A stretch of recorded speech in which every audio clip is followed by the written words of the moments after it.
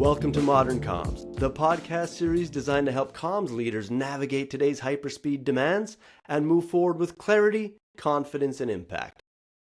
This podcast is brought to you by cofenster, the creators of AI video agents built specifically for communication professionals. Our AI agents empower your teams to deliver high-impact, on-brand video without needing any prior video experience. So in today's episode, we're going to be talking about the visibility playbook for internal comms. And joining me for this conversation is the Senior Director of Internal Communications at the PGA TOUR, Dave Cordero. Dave, welcome to the show. Thanks. Thanks for having me. When you sent me a note and I did some research on the show, I'm like, this is awesome. These are like my people, the internal comms, and it's a small industry when you get to know enough people, and inevitably you find out everyone's facing the same challenges, and it's always good to connect with like-minded folks. Absolutely, and you're totally right. There's this recurrence of challenges that we see, and one of the most rewarding parts of this podcast is getting all of these leaders' takes on it, which can be great for a consistency where you go, oh, it looks like there's a similarity to a solution here, but then there's also those kind of new ideas that you've never really thought of. So it's always rewarding doing these kind of interviews. Yeah. So to kick us off, though, could you first tell us a little bit about your background and your current role? Sure. So I, it's funny. I was just in a meeting with some other colleagues last week, and it was one of these meetings where we're kind of going around and talking about where you went to college and what you majored in. And it's just so funny to me that there's so many people that are doing something that they did not go to school for. You see that so often. I guess you would say I'm one of the ones that I am doing what I did go to school for. So I majored in public relations, School of Journalism out in Southern California. And, initially I'd say the first 20 or so years for me was external, like media relations, and it was great. I had an opportunity to work for some sports teams, but I think what I found was if I was going to learn the tools and the trade of like how to be a PR person, I had to go work for an agency, and I had to cut my teeth in that agency life and learn how to write press releases and deal with clients. And so I did that for a while before going in-house, working for a golf company. Same thing though, working with media, which was great. In a weird way, you're like a salesperson. You're selling stories, you're not selling products. Yeah. But I think, there's a lot there. You learn different personalities, you learn how to work with folks. And then I guess fast forward to 2019, was it 19? I think it was 2017. Had the opportunity to work for the PGA TOUR, which, I kind of tell people, like, if you lived in Seattle, Washington, and you like coffee and Starbucks calls, it's like, that's it. This is the homeland for me. For sure. Being a golfer and loving golf, and when the PGA Tour had an opportunity, I'm like, that's it. That's what I want to do. Unfortunately, it wasn't doing what I had been doing forever, which was, like I said, the media relations, the external work, managing websites and newsletters, external newsletters and social media accounts. This was more, you're going to run internal communications. In fact, we don't even have an internal communications person. So you're going to be the guy, and you're going to build it from the ground up. So that was a cool opportunity. Wow. Amazing. And by starting in 2017, like, you're basically starting from zero. What does that actually look like in practice? Like, to come into this new space and go, okay, day one, what am I doing? No, it was crazy. And I actually had a chance to talk to one of our executive vice presidents here who actually hired me back then. And we were joking. She goes, I don't even think either of us knew what the role was. I think internal communications, when you break it down, it's employee communication, right? There's an element of distilling corporate messaging, taking messaging from, let's say, like the benefits team, the finance team, and you're trying to package it up in a way that's understandable for the common employee, the rank and file employee, as I would say. And so when I first got here, I did take like 3 months. I did a listening tour, which I think was super important. Tried to go meet with department leaders and kind of ask them the same question, Chris, like, what does internal communications look like to you, or what are your expectations? And all along during that process, our organization at that time, I'll say it was probably maybe half of the size it is today. We're about 1,400 employees now. Um, and if you look at the generation of the PGA Tour, it's been about 55 years, and we started in a tiny little building where it was like, "Hey, Chris," I would send an all staff email. If there's like 10 of us, 20 of us, 100 of us, "Hey, Chris, I got tickets to the local ballet. You want them?" Our organization was still behaving in this small, like we were small. So you were getting the reply alls, you were getting emails from this person. And, I remember going to our IT team. I said, we got to shut this down. This isn't, one, it's confusing. There's so many messaging. And then, oh, by the way, if our CEO had something important to say, and 2 minutes later, it's followed up by a pet insurance email. It just felt very disjointed. And so one of the things that I wanted to do was, let's get our arms around what I'd call like the email noise. There's a lot of noise. So I feel like the first year or so, I was like traffic control and people would have to email me permission, like, "Hey, can I send out this email?" And that kind of just eventually led to like, oh, we have an editorial calendar, if you will, where we can say, okay, we know this day this message is going, this day, this morning, this afternoon. And so it kind of allowed me to just see high level, like the communications that was going on. But still, it was still a lot of email. So there was a lot of things that we had to do to right size that, because at the end of the day, email's great. I still think email's the number one tool, but when it's overused, you start to lose people and they don't know what's important anymore. Yeah, that makes total sense.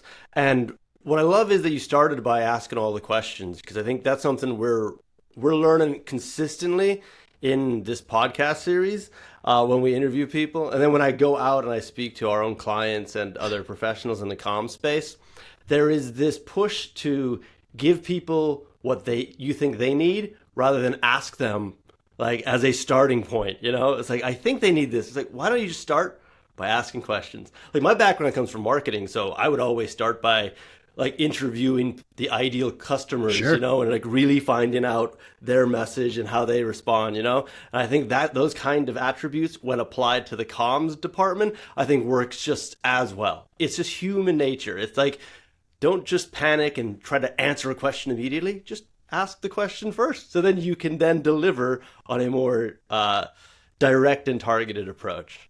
Yeah, no, it's so true. And in marketing, I mean, you have the benefit of analytics, and you're looking at, where you want to go sell and where your product's going to work the best.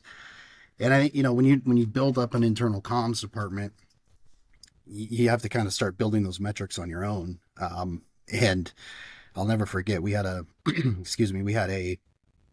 video that our CEO had done back in 2017-18 and went out to the organization, and it's just so fun. I wish I still had that email, but it was like a little cover note from the CEO with a link to a Dropbox. Then you open the Dropbox and you got to get it, and it's a video message. And, a few days later, our CEO goes to our IT team, and I was part of that meeting too. He's like, "Can you guys tell me how many views we had on the?"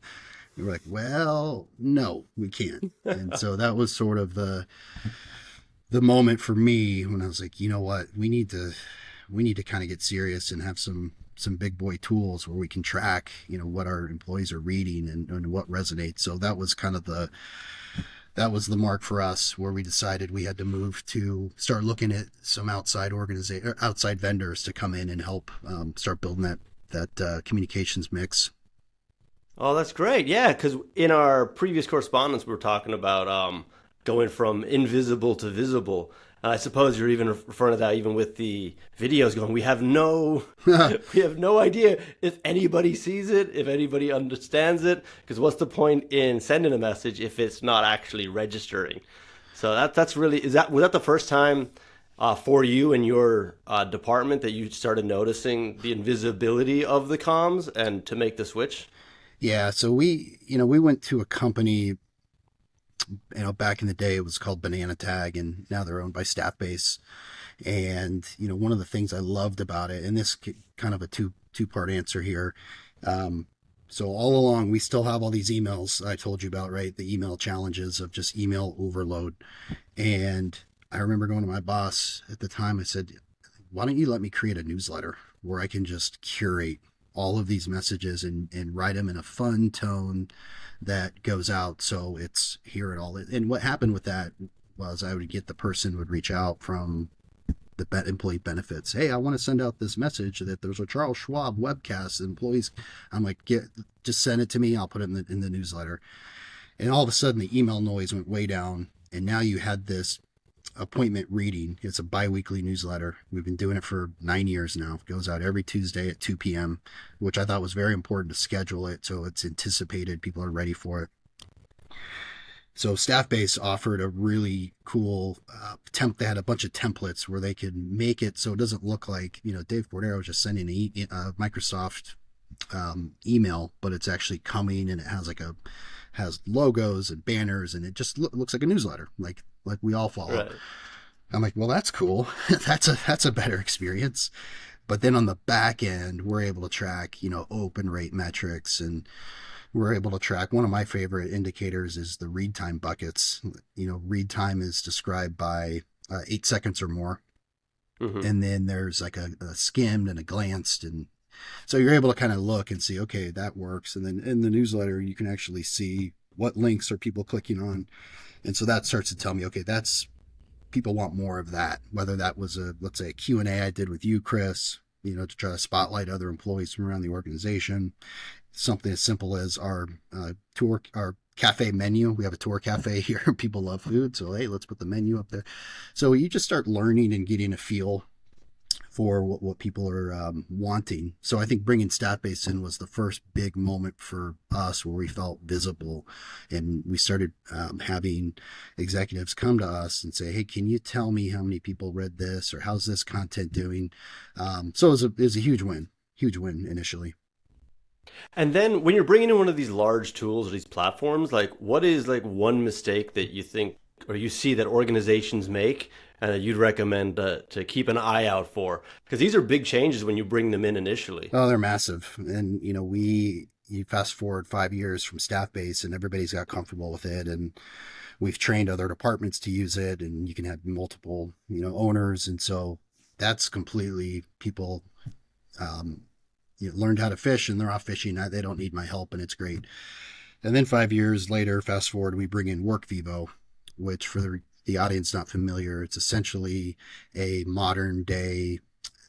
Think of it like Facebook, but for work. So everything on there is employee focused, but news, announcements, just very modern, dynamic, two-way conversation, ability to comment. Juxtapose that with our intranet that we had, which was static, overloaded with information, not friendly. And so, we're thinking, hey, this would be cool to bring this in. But to answer your question, yeah, these things, they take time. We rolled out WorkVivo 2.5-3 years ago, and here we sit in 2026, and I feel like it's just resonating, where it's part of the vernacular. Employees know to go there to see announcements, get updates, have some executives on there. But for me, whenever you're looking, and for anyone that's listening, anytime you're bringing in something that's going to cause a behavior change, first of all, we all need to admit that people hate change. No matter who you are, nobody wants change. It's like, what are you talking about? The internet's going away. What are you talking about? The fax machine's going away. You didn't even use the internet. I know, but I don't want to learn a new thing. I know, I don't. And I've seen some of my colleagues who've rolled out Workday since my time here, like what the undertaking that looked like, and expense things like Concur, bringing that in, and people like, oh my gosh, how am I going to figure this out? So when you're leading a project, in the two cases I think it's important to, this is where you do have to become a salesperson. You almost have to have like your positioning statement of like, here's why this is going to be better for you, Chris. Trust me on it. And I just had to go take a ton of meetings, invite people to lunch, buy coffee. Can I have a word with you? You kind of get a sense of who the high engaged and high performing employees are. You want to go find them. You want to create ambassadors, create champions, get them on board. And it's like when you sit down with people, shoot, I was giving cookies away. I remember sitting downstairs by myself on the table, like, come over, here's a cookie. Just hear my spiel. As you start to kind of get people on board, and you see the light bulb go off, like, oh, that's cool. Then your presence just becomes so much better around the organization. you have to promote it. We have digital signage around our campuses that I control. And so you have to put stuff on the digital signage. You have to put things in the newsletter. You have to put things. We have a new newsletter that we do, which I think is probably one of our most successful, and it's called the People Leader Report.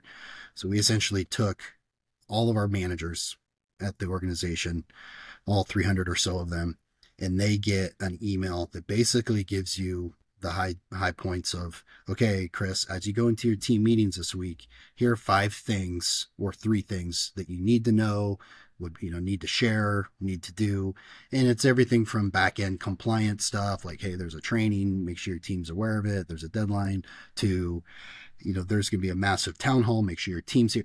So it became our way to bring our leaders in and say, right, help us. So again, going back to being invisible to being visible, if you can kind of make other people, internal comms, doing your work for you a little bit, you start to spread it out. So you're not just in a corner feeling like, oh, is anyone listening?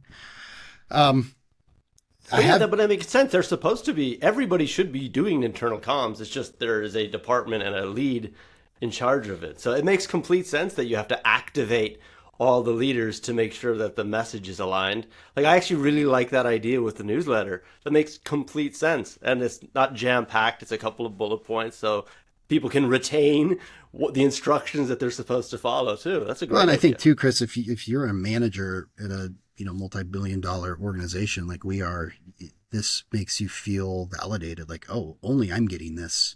I'm one of a percentage of the employee base getting this news ahead of time, and it's my responsibility to now cascade it down.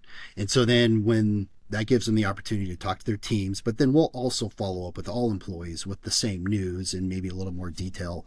But no, it's great. I will tell you an example of how not to do things. We had a new, and I'm going to go ahead and say this wasn't mine, but we had a wellness benefit. So, the wellness programs where you can get points, and, if you get 10,000 steps, you get points, and there's an online mall, and it's a way to kind of get employees engaged with, just keeping on their wellness. Well, we brought in a company 2 years ago, and we launched it way too early. It wasn't ready. We had no promotion. The website was having all these bugs. The mobile app wasn't working. And we never recovered. We just ended up having to cut bait with that vendor because nobody knew about it. Everyone's like, oh, I tried to get into that and it just didn't work. So it happened, to a colleague of mine in my department. I actually work in human resources is where I sit, which could be a whole nother show in itself. Where does internal comm sit? Communications, HR. It's a great topic. But I sort of saw how not to do it.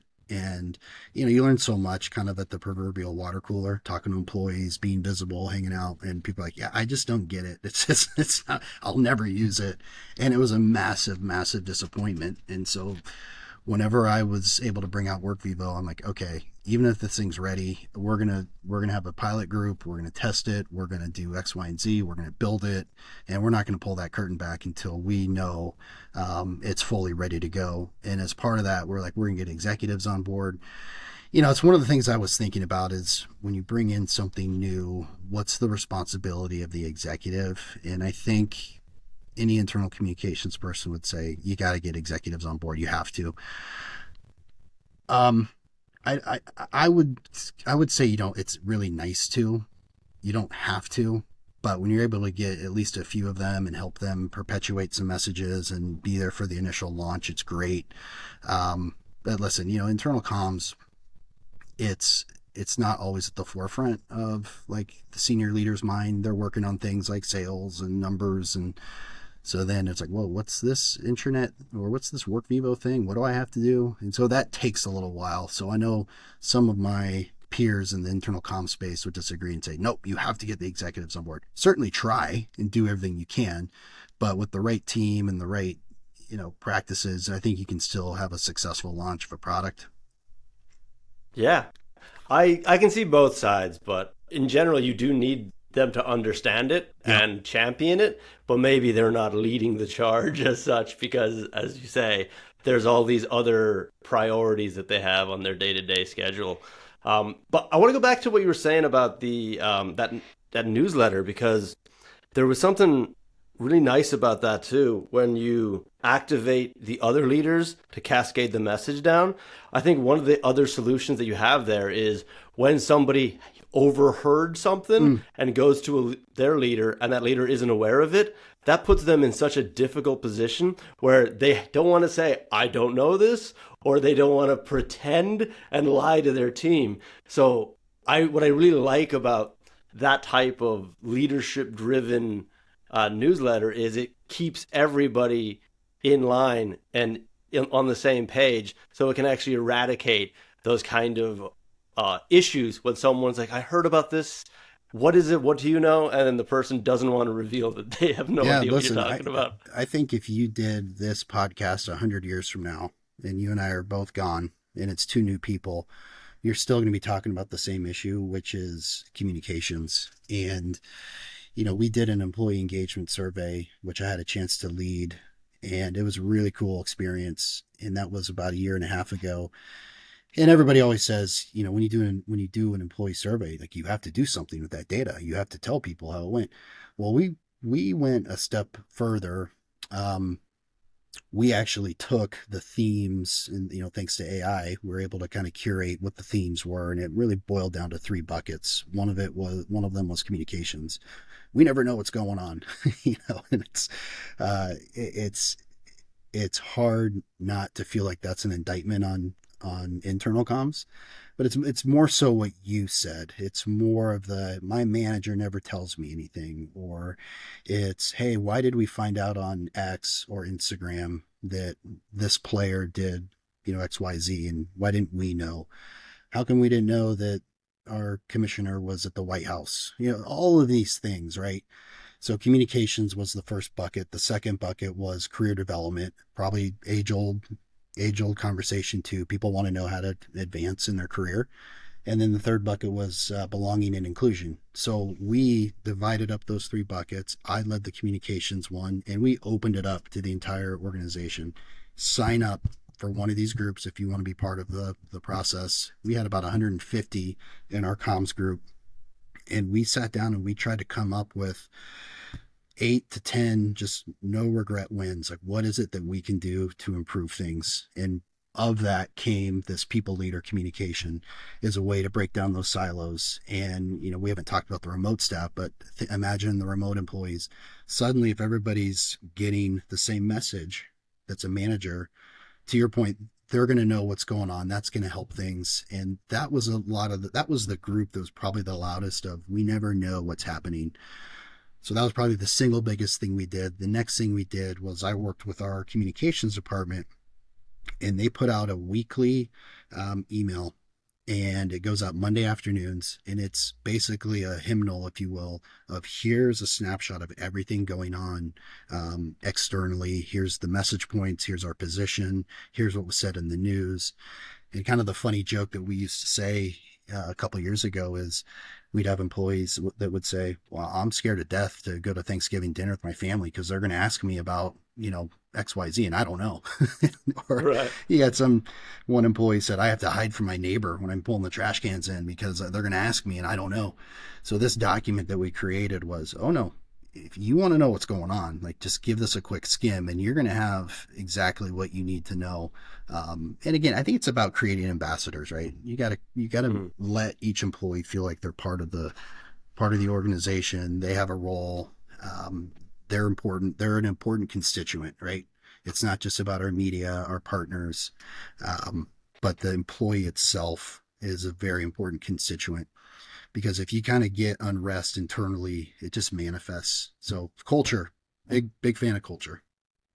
Yeah, and like I've always said, no matter what the company size, from a startup to enterprise, you live or die on transparency and communication. And it's the both of those things, because you can communicate and people don't think you're actually being transparent, and that could be difficult too. So I think one of the things that I love about even what you were saying about skimming, like giving something that's skimmable, like people don't have the time to like deep dive into these topics. But if you can give them like the critical material in a skimmable way, what you're doing is you're eliminating speculation, and speculation leads to gossip and misinformation. So it really does help. There's a complete other benefit to it by just making sure that the right message got across, because all of those remote workers, or even especially remote, but even the people in the offices themselves, if there's a gap in knowledge, they'll try to fill it with something. So you might as well make sure that you're filling it with the right information. Otherwise, you'd be amazed at the kind of nonsense that you hear back going, wait, who said that? Well, somebody said it over here. I said it over here. Yeah. And, like, I have no idea where'd you get that from? I think human behavior, too, is we go worst case scenario. When there's an issue, oh my gosh, everyone's getting fired. The house is coming down. So when you're able to talk to people and, use the word transparent, and I stopped using that word, I feel like a couple years ago, because, you have a CEO that gets on stage for a town hall, for instance. Sometimes transparent, you can't be fully transparent, but what I have replaced the word with is candid. You can be candid. You can be upfront. Nice. You can be honest, but you're never going to completely be transparent. When you really break down the word transparent, you're not going to know everything. And I think you need to talk to employees like they're adults, right? Mm-hmm. But at the same time, they need to know there are some things that are going to exist over in the corner office, and that's okay. But we'll keep you posted on the process, and you'll be the first to know. And I think that is appreciated. True. That's very true. I'm going to remember that, candid instead of transparent. And you mentioned town halls.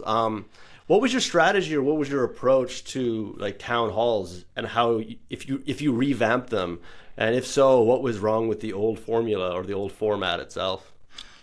So I'm in my 9th year. I've seen a variety of town halls. I've been part of planning. We have a great global meeting and corporate events team, and I've lock arms with them. And, definitely you don't have to do these things by yourself. You got to find your people, like in any organization, the people that help with the logistics and the moving the chairs and the audio, and, you kind of create your teams. I've seen it all. We used to do pretty large scale production town halls that had walk-up music and big slides and videos, and then our company just got big. And so the room that we used to do in an older building, we couldn't do that anymore. So now we have a beautiful 180,000 square foot headquarters that we built in 2020, which was bad timing with COVID. So we had a few false starts getting in there. But it's this really big, beautiful space that allows for kind of this arena-like feel, where you have an open floor, you have a second and third level, you can have employees hanging off each level, you have some soft seating downstairs. So when you're up there on stage, it looks like this arena, and it's really cool. But I think the secret to good town halls is they have to be what I would say, they have to be culture moments. They can't just be a one-way conversation of here's Chris on stage talking about financials and here's Dave talking about something we did. Like, what are the opportunities to engage employees?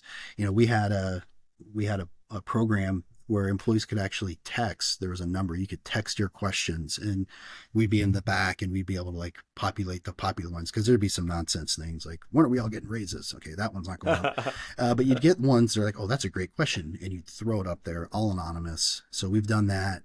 We've just had, as of recently, we just do microphones. I mean, what is a town hall? Town hall is where a town comes together, gets information, shares, asks questions. And I think something for us that we've done lately is our senior leaders aren't afraid to tackle the hard questions. I'll never forget, it was about a year ago, and we were in the process of curating questions because we were still kind of figuring out, do we want employees going to a mic and just who knows what they're going to say? Let's curate the questions. So we'd send a note to department heads like, hey, if your team has questions.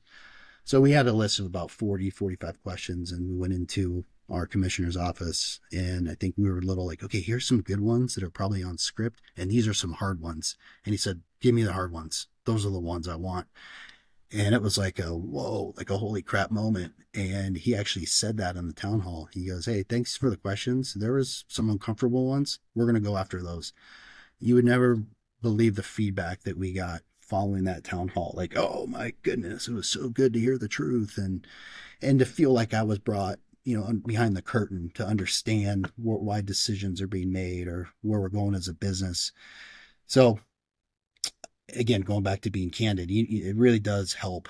And when we write the run of shows and the talking points, you almost have to like put your butt in the seat of every other employee. Like, what do I want to hear?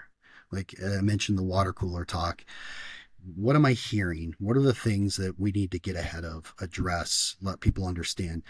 And I'm not saying the entire town hall is that, but if you can mix that in with, of course, the messages that you're trying to, cascade down from a top level perspective, and then have some fun. We start doing, we do breakfast, we'll do coffee and donuts before the start of our show. Sometimes it's lunch on the company. Right.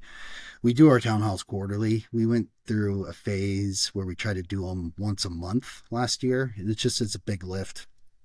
Not to mention, I think you get to a point you're like, okay, what do we have? What do we have to talk about? But for us now doing it quarterly, we have moved to more of like a production feel, big stage, chairs, bringing in others, not just the senior leaders, but let's bring in some employees to talk and share, department updates. And I think that's what's really driven the success of our meetings is they're meetings that you don't want to miss. We stream them live, which is a whole nother thing because of the remote employees. We'll stream them. So there's opportunities for them to follow along and be engaged. But if you can tell yourself that I pledge these meetings to be culture moments and to try to have a mix of celebratory, if there's something to be celebrated, let's celebrate. If there's some hard news, let's give the hard news. But at the end of it, you leave feeling like, okay, I know what's going on. I think that's success. And I think it's really important as well to give people the opportunity to ask, to have their questions kind of curated in advance, because not everybody is going to have the question live in the moment. And there's lots of introverts or shy people who don't feel comfortable taking a mic. They still have questions that haven't been answered, but a lot of people don't have that, oh, I'll grab the mic. There's even a lot of times people just don't want to be the first one to ask a question. I know in my webinars, I'll plant some questions. Oh, yeah. Why? Because I want to make sure that people are like, look, it's okay. Everybody, you're all welcome. Look, Jeff has a question. There was no Jeff. I just needed to get people invited into the activity. So I think it's absolutely amazing to give people that chance to ask in advance. And that's where actually what it sounds like, really good questions came out of it because people took the time to consider what it is they want to ask rather than in the moment, there's a mic and they're like, how long will that mic be there? Oh, the mic's gone. Okay, never mind. And the moment's gone. Yeah. No, it's true. And definitely always have people planted just in case. But no, to your point though, once that snowball gets going, you see so many people throw their hands up like, okay, it is safe to ask a question. We did a webinar in November, and I had a couple of planned questions. I asked one, and I didn't use the rest. We did 45 minutes of post webinar questions. It was unbelievable. It was like a second webinar, and it was like just needed to get that little momentum going, and then they took over from there. You think about, internal comms does get visibility, I would say across the industry with senior leaders. There's a lot of employees that don't. And so that quarterly moment when you have senior leaders on stage, they're the new and shiny toy. People want to hear, they want to know, like, what are they into? How, and that kind of leads into something we're trying to roll out this year. We'll be doing our first one later this month. We're going to launch an employee podcast. And it's really based on what I just mentioned is there's so many great stories to tell about our employees, especially our senior leaders. Like, for instance, our CEO plays guitar and he loves rock and roll music. Like, who would know that? So these are some of the stories that would be fun to draw out and really humanize our executives. And so this is, my philosophy in internal comms, every year, I'm like, how can we be better? How can we raise the bar? And for us, podcasting, it's the writing's on the wall. I mean, that's where you get content, I get content. You're on a jog, you listen. You're doing yard work, you listen. I mean, I'm always listening to something, as I'm sure you and a lot of your your listeners are. So it's like, what a great opportunity to bring in another vehicle for our employees to absorb information. Let's not just assume that everybody's the same and just going to read email from 9 to 5. I mean, there's other opportunities to reach people. So we're excited to get that rolling. And what I love about it, Chris, too, is some of these concepts, they don't cost any money. It's free. We have a studio building that's 135,000 square feet just next to our campus here, and they have the full capability to video, do podcasting. So there's no charge for us. So those are the ideas I like. The risk, take the risks when there's not a lot of money involved. Because if it doesn't work, it doesn't work. True. But you're matching the habits that we've developed out of office. Like a podcast, like the cadence of how I listen to a podcast. Absolutely. Like I would easily probably prefer to engage with that kind of content internally rather than the intranet page that was AI generated and is way too much information. And I'll just go, I don't know, I might just dump it in the chat and ask it to summarize it for me. But now the internal comms leadership has lost their message because now it's a summary of a summary. Whereas I love the idea of taking these modern approaches to how we consume content and engaging the staff that way. No, it's something that we're seeing more and more. You said something that's interesting, and it's so true. Even an email that comes up from the CEO to all staff. Let's say if he sent an email right now to all staff, there's a handful of cynics like, did he say that? Did he write that? Was that really his words? I think when you're hearing someone on a podcast, it's like, that's Chris. That's Chris Brennan, and he's giving me, I'm hearing from him, and oh, by the way, he's got some cool stories. And I think that helps build trust. And again, helps humanize the executive. It does, for sure. And what we're seeing, because we provide AI video agents for internal comms teams. So there's a variety of different ones. So there's text to video, which could be used for digital signage. We're seeing a lot of frontline workers being connected with by creating these videos that can go onto displays around warehouses, factories, canteens, stuff like that. But there's also the authentic AI video agent called Ella we have. And one of the benefits of that is you can have AI help you with a prompt to then send a link to, say, leadership and go, can you make this video? Here's the prompt. Is a teleprompter if you want, but on the screen you can actually get the bullet points so you can kind of curate the message. And what we're seeing, which is really cool, is for the first time, a lot of internal comms are becoming like, they're getting to play with video in a way they haven't. Yeah. So what we're seeing coming back to us is ideas we've never even thought of before. Where I'm like, oh wow, that's really cool that you did that. I was like, can we tell other clients about that idea? And everything seems to be pushing towards how can I make this content closer to how people engage out of office and offline. And I love that. It's so rewarding to see that. That's a really cool case study of how AI can help internal communicators. I can't believe how fast that space has grown. It feels like it was like 3 years ago. It's like, have you heard of Chat GPT? Yeah. That was like, oh, that's that AI thing, right? It's like, it's true, but we also have to make sure that we kind of maintain it because there's also avatars, so you can create a synthetic version of yourself. There is places where that does benefit, but I think you have to be very cautious about how you handle that. Again, I would rather listen to an authentic interview with the leader than have an AI-generated version of him talking to me. But that can work elsewhere for like safety regulations to have somebody generated. It's just you have to understand the context behind it. I think that's why it's beneficial to have a variety of different types of agents to provide that, whatever that need is in particular. But it's really cool. And you were talking about digital signage yourself. Like, what are the kind of things that you would put on signs digitally to engage and reach your employees? Yeah, the digital signage was like a new toy for us when we moved into this new building. Kind of some context there. Before we moved into this beautiful building in 2020, we were spread across 17 different buildings.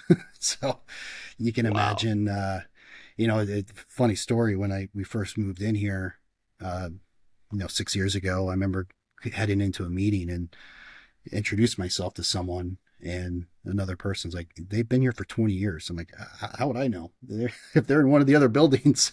But that's a problem, right? That's a Yes. problem. And so the kind of the buzzword in 2020, collaboration, we're moving together in one building to collaborate. But it really is Hmm. true. So much of the work that gets done are those impromptu conversations when you run into people downstairs and you have those meetings and you get stuff done. Um, but before we moved into the new building, I had a chance to go around with a small team to some other corporations throughout the United States and kind of talk to their internal people, not just comms, but their facilities, and just understanding kind of more the change management of how employees behave moving into a new space. Like our space now is open concept, which people were used to their big cubes and not being bothered. And this is, you can see everybody at all times. And so I think, Right. we had to message around that and tell people why that was better. But anyway, in doing those tours, I did see some companies that had the digital signage, and I thought, that's pretty cool. But some of them were so copy heavy, and they would switch in like 2-3 seconds. I'm like, can someone go back? I want to see what they had to say. So I kind of Yeah. knew I knew what I didn't want to do, and so we worked with our creative team to have like universal messaging. Our newsletters look the same as the digital signage. The posts that we do in WorkVivo, they all look the same. So it builds that trust of, okay, I know this is from internal comms. And what I tell people is, you have to imagine, here in Florida, the big place to go is Disney World. When you're driving down I-4, you see billboards and you're driving 90 miles per hour. You need to get the message in that drive that you're making, that quick glance. And I think the same is true with digital signage. It needs to be big, bold, and you need to be able to communicate the message. And if somebody wants more information, they know they can always go get in and WorkVivo, or we can reinforce it in our newsletters. But it's more just reminders, just touch points. And I think when we simplified the boards in that manner and not trying to put everything in there, employees love it. In fact, we'll get a lot of requests. Say, hey, can you put this on the boards? Hey, we have this volunteer opportunity. We have this going on. And so it's part of our mix for sure. And employees know they can rely on that information. That is so true. And that's exactly what we say for when people use our text to video agent Theo for digital signage. It's like you can't cram everything in there. Like it has to be like the need to knows, couple of words per slide. Like it's like even the call to action can be go on the app to Yep. learn more or go to this page, but like you're not getting it all in there. People won't pay attention to it. But it does really work. Like we're finding out that people are even using some of these companies. They have a screen on the coffee machine, so they're actually putting it onto the coffee machine. At the moment, it's just a video of like coffee beans Yeah. falling, cascading down, and it's like, no, just replace that with like an important message Oh, that you're there's kidding me. That's like cool. that they're like, oh, like in a factory there's new holiday hours open in December. Like go on your employee app and book the new hours. I was like, where's a place that you know for a fact all of these employees will be a couple of times a day at the coffee machine? So instead of advertising coffee to them, why don't you actually get a critical message across that helps them, informs them, and helps the company too? It's fantastic. We joke around when back in our old buildings when I first started, we had bathroom signage that was actually controlled by our HR team. So, you know, if you go into the toilet and close the door, there's signage. If you go to the urinal, there's signage, and it's everything from this day is Chinese Lunar New Year, or this is this holiday, or don't forget open enrollment. And so I'll tell you what, though, the bathroom messages, we definitely don't do that now, but it was effective, because to your point, you're Okay. hitting people where they're going a couple times a day. Yeah, for sure. Just like those billboards you talk about. Yeah. People know they're in their car, they're driving, it's going to be seen. But regarding the actual messages on the signage, like do you have a good concept of like what messages work best on a signage or some that you should just absolutely not message on that kind of channel? Yeah, I just try not to overcomplicate it. Like you said, the call to action could be, go to the app to get more information. But, I like to use things that are, kind of deadline driven dates. Don't forget, this Friday, this is happening. Or, we do use some photos, I think, that can help grab your attention if it's like a volunteer opportunity here locally at one of our beach cleanups. Like, hey, beach cleanup, there's a picture of employees interacting together with bags of trash and sign up and this is fun. Just keeping it simple, like you said, you can't. And I started when I first started doing it, I would send the message to the owner of the content, whatever department, like, how does this look? And like, you forgot to mention blah, blah. And I'm like, there's no time. You can't, you can't do that. So to your point, keep it simple. Yeah. In marketing, and I'll say this whenever I work with stakeholders, I'm like, there's a difference between preference and quality. Yeah. And it's like, I'm asking for quality input, not preference, because a lot of people will go, if I were doing it, I would say this. It's like, I understand, but I'm overseeing this. I just want to make sure that there's accurate and it connects. So exactly. Yes, there's lots of different messages I can put in, but if we put it all in, no message gets across. So yeah, I completely can relate to it. There's so much, like the more internal comms evolves, the closer it becomes to marketing. I always notice. No, that's so true. Yeah. You talk about podcasting, you talk about digital signage and newsletters and, the cynical employee would be like, well, why do we have so many channels? Like, can we just have one? And I think from my standpoint, any internal communicator is going to know that when you have multiple generations of employees, I have an employee that might be later in their life. They're not going to go on an app. They're just not. That older employee wants an email. The younger generation, like, we don't read emails. We want it in Teams or Slack or in the app.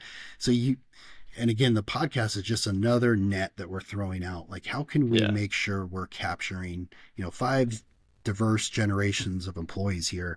And where we are in Florida, it's beautiful, but barely anybody's from here. Everybody's from all over the place. So you get this melting pot of personalities and work styles and ages, work experience. And so to me, more the merrier, more tools to use, the better.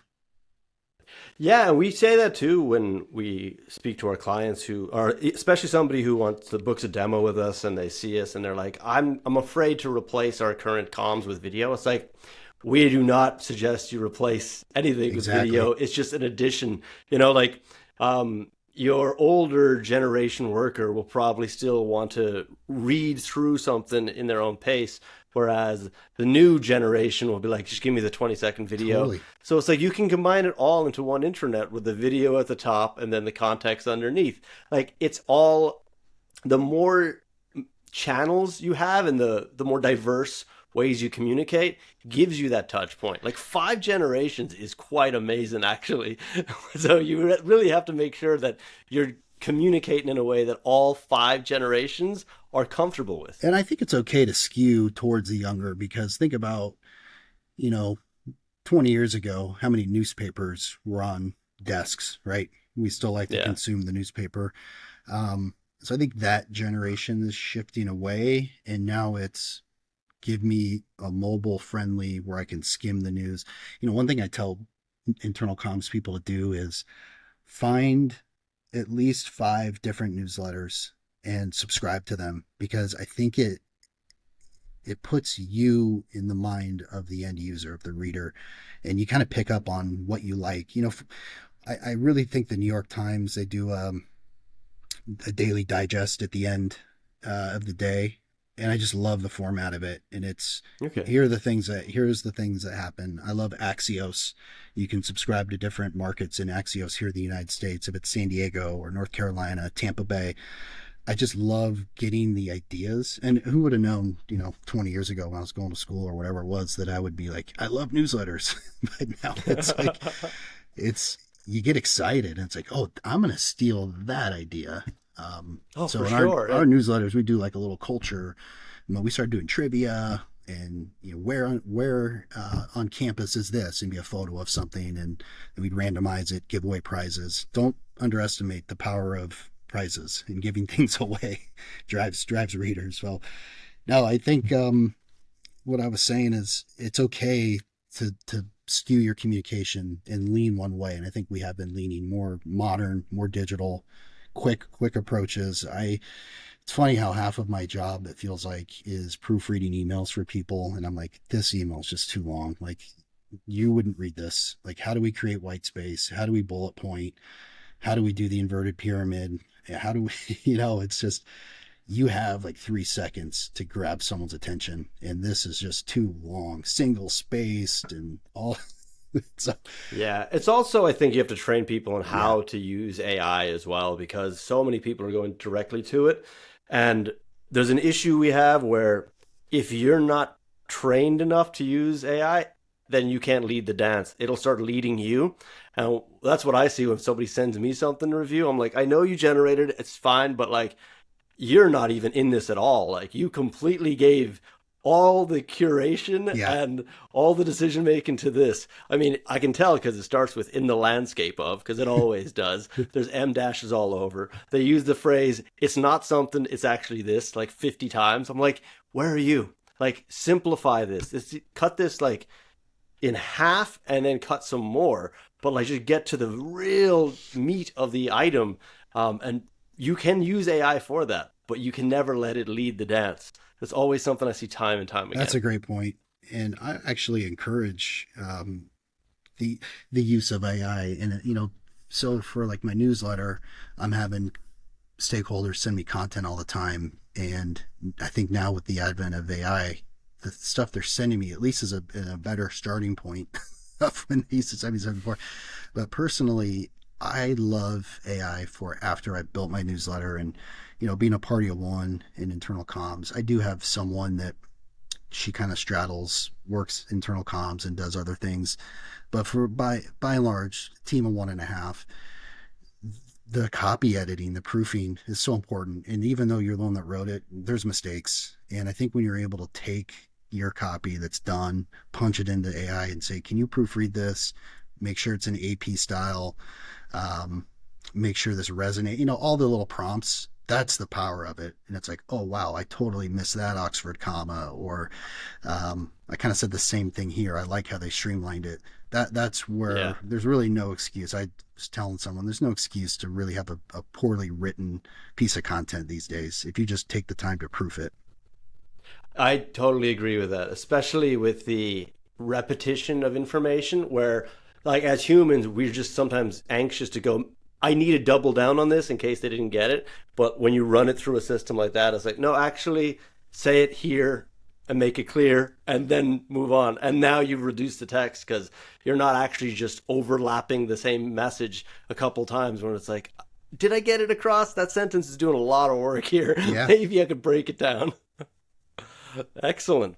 So let's move on to the final reflection. If someone's listening to this and wants to make one or two decisions to make their comms more visible this quarter, what do you recommend they start with? So they're invisible at the moment. It's probably similar to 2017, but in 2026, what do you recommend are like the first couple of decisions or items they should be looking at? I mean, that's tough. I think I would need some more input. I'd have to almost go back to what I did 9 years ago and try to understand the landscape of, what type of employees are we dealing with? How many frontline? How many remote? What's the email frequency? Where are the opportunities to shore up some messaging and make things easier? I would look and see, do we have town halls? Do I have a voice in shaping those town halls? So there's kind of a lot that goes into that. I guess. But that's great though, because you're saying first, ask the right questions. Yeah, and they said listening tour, and I guess that would be my answer. If you feel invisible, do a listening tour. Go. A lot of them don't. I can tell you, like they're jumping at having an answer out of anxiety rather than calmly and confidently asking the right questions. And I think that makes perfect sense. I've yet to find a senior leader who has said, no, I don't want to sit down with you for 20 minutes over coffee. If you spread it out and say, okay, it's February. By the time we hit June, I would like to have met with 10 and keep notes. And what are the themes? Try to have similar questions so you can baseline. Then you're able to go back for yourself and summarize that. And don't forget the power of AI. You can summarize all of that you get the key themes, and now all of a sudden you go to your bosses and you say, listen, I just spent 3-4 months doing this listening tour. Here is where I think we're missing the mark. Here are the opportunities, and here are some solutions I want to implement. I think your boss would be like, oh my gosh, this guy or gal is really looking around the corners here, trying to be a problem solver. You got to be a problem solver. I was talking to somebody and they were saying, nobody really knows how to do their job. Like nobody knows what they're doing, but it's the people that have the ability to troubleshoot, problem solve, see around corners. Those are the ones that figure it out and can make a difference. I love it. It makes complete sense. It reminds me of the screenwriter William Goldman's quote about the film industry. Nobody knows anything. Yeah, that's similar. Yeah.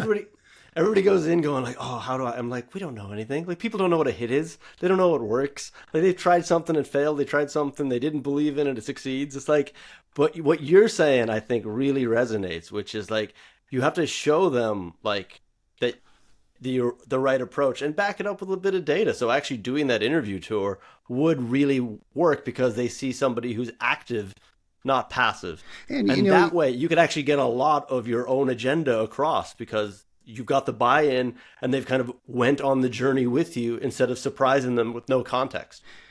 And I think if you have the opportunity and if you're lucky enough to be in charge of internal communications, like take a step back and you've earned the right to be the expert in that space and you need to be assertive with respect, have that social EQ, but you need to, just like if you met with an analytics person and they came to the meeting, they're the expert, right?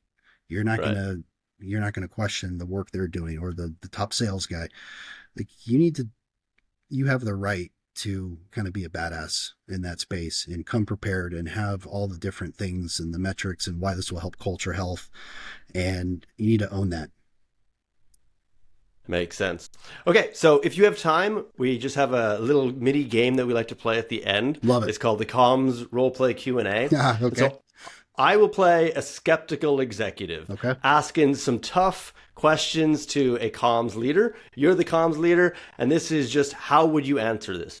One of the benefits of this that we like to do is it kind of showcases to our audience other ways of answering these questions, because some of them are trapdoors, some of them are gotcha questions, and it's always important to know because they come so frequently to everybody, but it always feels like a fun time where we could just kind of play that out in this space. Does that make sense? That makes sense. All right. So question number 1, what would actually break if we cut your comms budget in half tomorrow? I think you would see a big hit in culture. Is what I would say. If you're talking internal comms budget, that would limit our ability to reach the employees the way we do.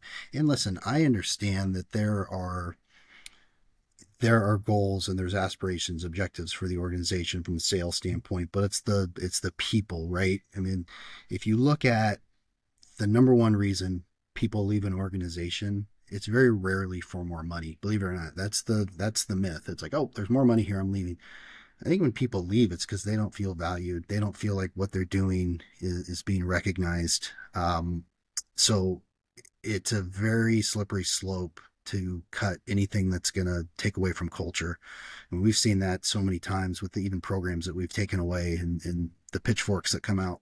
So it's, I would say, if you look, there's a number of books that I've read that talk about, there was one where a bunch of CEOs ranked the importance of culture, and it's always like 1 or 2.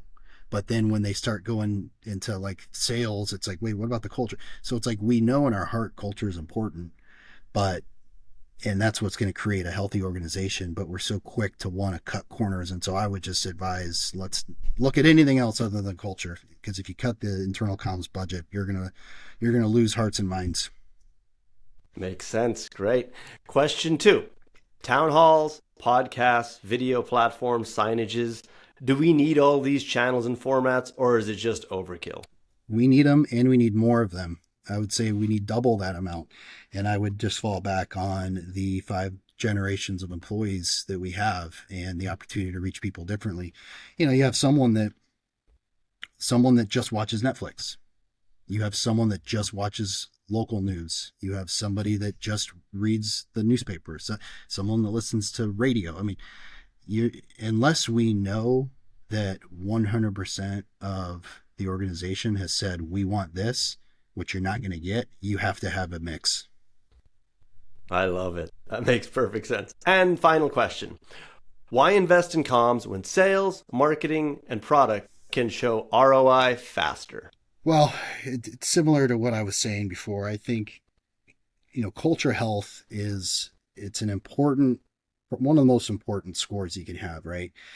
And what was it, a couple years ago, Chris, all this talk about quiet quitting and, when employees don't feel engaged and there's apathy and they're mailing it in, think about the costs associated with having to replace a workforce, the recruiting, the hiring, the onboarding. It's better to take care of the people you have, bring them in. So I just don't see how you could do anything that would risk that culture, because in the end, you're going to have to pay for it. I love it. Excellent. And that's it. You have passed the Comms Roleplay Q&A. Dave, fantastic. And thank you so much for taking your time out today to join us for this episode. It was really fun. I could ask a ton more questions, but maybe we'll do that on another episode. Yeah, thanks, Chris. But is there anything you want people to know? Like, should they follow you? Sometimes people like that, but I don't want to force that on top of you. I can be found on LinkedIn, just Dave Cordero. Okay. If anyone had questions, they want to unpack anything. One of the reasons I was so eager to come on the show is, like I said from the beginning, I just love this stuff. And when you have an opportunity to connect with people that are doing the same thing, there's a lot of synergy there, right? I'm sure there's a lot of things I've said that you're like, exactly. There's a lot of things you've said about it. And so even like conferences, things I go to, I don't do it for myself to go speak. I do it for the relationship building and a chance to hear from others. So happy to hear from people. LinkedIn, Dave Cordero would be fantastic. But, one thing I didn't mention, Chris, and it's something that we rolled out this year that kind of goes hand in hand with the final answers I gave about culture and culture health, is we rolled out an employee recognition and appreciation program, totally free. Okay. And I got to tell you, it is so cool. And the number of people that are coming up to me, like, I love this peer-to-peer recognition. Essentially, the way it works, Chris, in a nutshell, is through Workday. If I go into Workday and I type in your name, I can leave feedback. That person gets a generated email that also goes to HR and it goes to your manager, and it talks about all the things that you did and how cool you are. Now that feedback lives on your profile, so you can always reference that feedback. But then what we do is we take 5 of the tool that we use are called swing cards, PGA Tour golf swing. So they're swing cards. 5 recipients of swing cards are randomly selected to have coffee with an executive. So we just had our first one last week, and it gives employees a chance to hear from senior leaders they otherwise wouldn't have an opportunity to share who they are, share their story. And it's just this relationship building. And I think what's been great about it, we've had 150 swing cards turned in the last month and a half, which just tells me that our organization and any organization, they're starving for not only to give feedback, but to receive feedback. I mean, we're people, right? And what matters most in an organization is the people. And when you have a healthy culture, people want to run through walls for the organization. So really excited about that recognition program. Something, believe it or not, we didn't even have. Like I said, I've been here 9 years, but you have to go back, I think about 20, where we had something loosely like that, but a big organization like us not to have a recognition program. So if you're an internal comms person, find out, if you don't have one, how you can be part of creating something. Talk about becoming invisible to visible. Now internal comms is getting the credit for helping to create this organizational wide approach. And what I love is it's actually making visible the individuals as well. So what you're saying is people want to be visible themselves. Yes. They want the recognition. I love it. That is a fantastic idea. Great job, Dave. And it's a great thing to end on, too, that final note from going from invisible to invisible. Dave, thank you so much for joining today. And for the listeners and viewers, thank you for listening and for watching. And I'll catch you next time for another episode of Modern Comps.